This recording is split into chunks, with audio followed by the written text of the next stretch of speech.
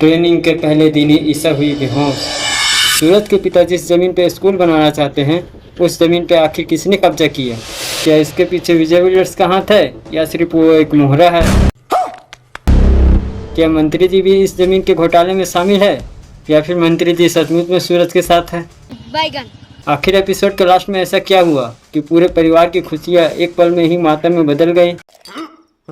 आज हम बात करने वाले हैं पति ब्रह्मचारी के एपिसोड 349 में आने वाले बड़े ट्विस्ट का, जिसने एपिसोड को एक ऐसे मोड़ पे लाके खड़ा कर दिया है कि अब दर्शकों से बर्दाश्त नहीं हो रहा है कि अब आगे क्या होने वाला है। तो चलिए शुरू करते हैं। ट्रेनिंग के पहले ही दिन ईसा हुई बेहोश। क्या होगा आईपीएस बनने का सपना? क्या ईसा का आईपीएस बनने का सपना सपना ही रह जाएगा? लेकिन तभी भाई सूरज ने एक लेटर भेजा और उसमें लिखा था, फिर ये पत्नी जी, मैं सिर्फ तुम्हें आईपीएस की भर्ती में देखना चाहता हूँ।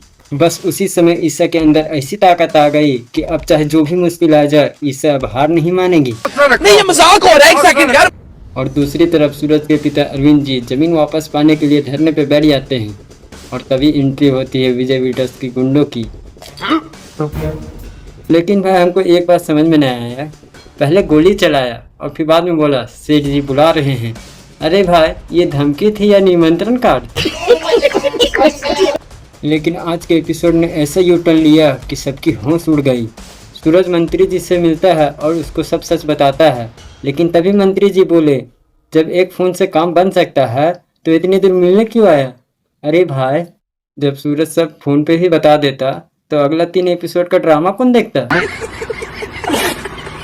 लेकिन भाई सीरियल के आखिर में एक ऐसा बड़ा धमाका हुआ कि अब अगले एपिसोड का इंतजार नहीं होगा, क्योंकि सूरज के पिता अरविंद जी कोमा में चले गए हैं। लेकिन हमको ये नहीं पता कि कोमा में गए कैसे।